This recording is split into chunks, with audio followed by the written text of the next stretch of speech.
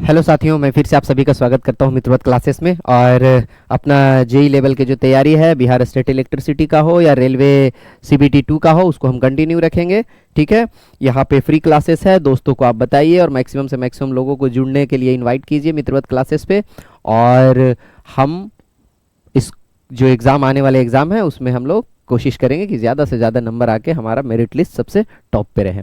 ठीक है, तो हम लोग क्वेश्चन नंबर 109 तक सोल्व कर लिए थे और 110 पे आते हैं। 110 नंबर क्वेश्चन आपका, ये सारा क्वेश्चन पूछा हुआ है, सब इंपॉर्टेंट है, एक भी छोड़ने लायक नहीं है। The current of 18 ampere flow through a conductor for half a minute, the total charge flown within the conductor in the same time was कितना। इसमें बोला है कि क्वेश्चन देखिए क्या बोला है, सिंपल है, इस टाइप का क्वेश्चन हम लोग पहले ही बनाए हुए। करंट का वैल्यू दिया हुआ है 18 एम्पियर, 18 एम्पियर का करंट है और ये किसी सर्किट में, किसी कंडक्टर में हाफ ए मिनट मतलब 30 second, half minute means 30 second के लिए फ्लो करता है। टाइम जो है वो 30 सेकेंड दिया हुआ है, तो बोला कितना चार्ज इतना देर में फ्लो किया। तो हम लोग को पता है current is nothing but charge phloem per unit time. ठीक है, इसमें देखिए ना, हमको करंट भी दिया हुआ, टाइम भी दिया हुआ, तो चार्ज तो ऐसे ही निकल गया।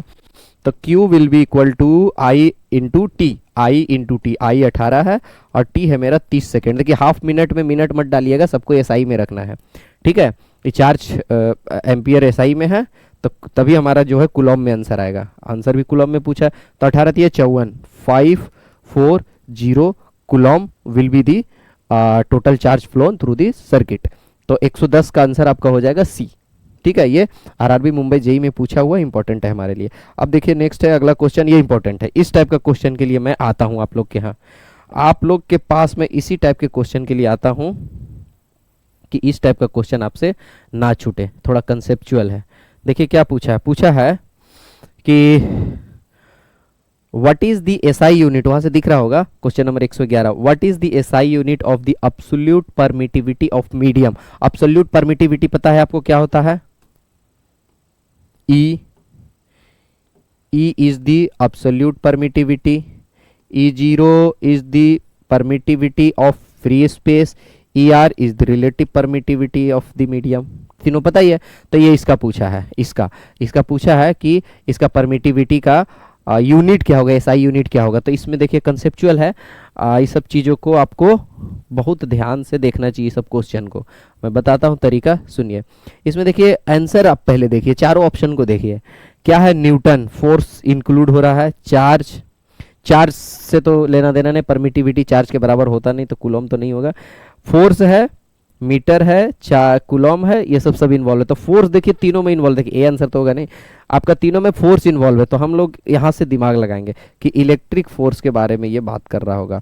1/4 pi epsilon Q1 into Q2/R²।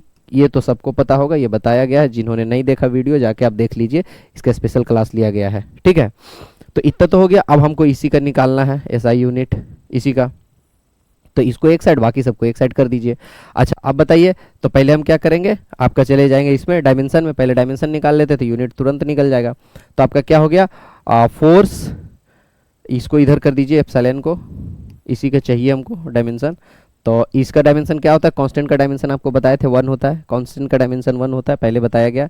1/f, force इधर आ गया, कोई दिक्कत नहीं। और ये हो गया Q1 Q2 R², यही हो गया डायमेंशन। इसका डायमेंशन, इसका अब यूनिट लिखना है तो डायरेक्ट यूनिट लिख दीजिए डायमेंशन के जगह। तो इसका यूनिट अगर लिखना है, unit of epsilon, epsilon means, epsilon means क्या, एब्सोल्यूट परमिटिविटी। इसका यूनिट लिखना है क्या, 1/a, फोर्स का न्यूटन, चार्ज का कूलम, तो 2 चार्ज है तो Q² हो जाएगा। और डिस्टेंस है R डिस्टेंस, मीटर, तो इसका मीटर स्क्वायर हो जाएगा। तो डायरेक्टली आंसर ही दिख गया, डायरेक्टली आंसर ही दिख गया। ऐसा लिखना है, आपको सीखना पड़ेगा, तो याद रखने की जरूरत नहीं है। तो क्या हो गया, 1/n m² C² ऊपर। तो मेरे को तो बी ऑप्शन दिख रहा है, देखिए B option, B is the right option. तो इस टाइप का ये सब क्वेश्चन मुझे अच्छा लगता है, थोड़ा कंसेप्ट है और तरीका आपको लिखने के लिए यूनिट डायमेंशन आना चाहिए। आरआरबी 2014 में पूछा गया करंट क्वेश्चन है, तो ये सब आपका एग्जाम में आने की संभावना बहुत ज़्यादा है। तो इस सब क्वेश्चन को आप लोग कभी स्किप नहीं कीजिएगा, इंपॉर्टेंट क्वेश्चन है। तो 111 कंप्लीट हो गया, हम आते हैं अब 112 पे। 112 क्या पूछा है, 112 पूछा है which of the following material, मैं पढ़ देता हूँ, वहाँ से दिख रहा होगा, which of the following material has the highest value of dielectric constant. तो मैं चाहता हूँ कि डाइलेक्ट्रिक कांस्टेंट के बारे में आप लोगों को बता दूँ, आप लोग इलेक्ट्रिकल इंजीनियर है तो डाइलेक्ट्रिक कांस्टेंट आपको जानना ज़रूरी है, डाइलेक्ट्रिक कांस्टेंट क्या होता है। तो आइए इसको हम अच्छे से बताते हैं आपको। डाइलेक्ट्रिक कांस्टेंट हो गया आपका, यहाँ लिख दिया है 1,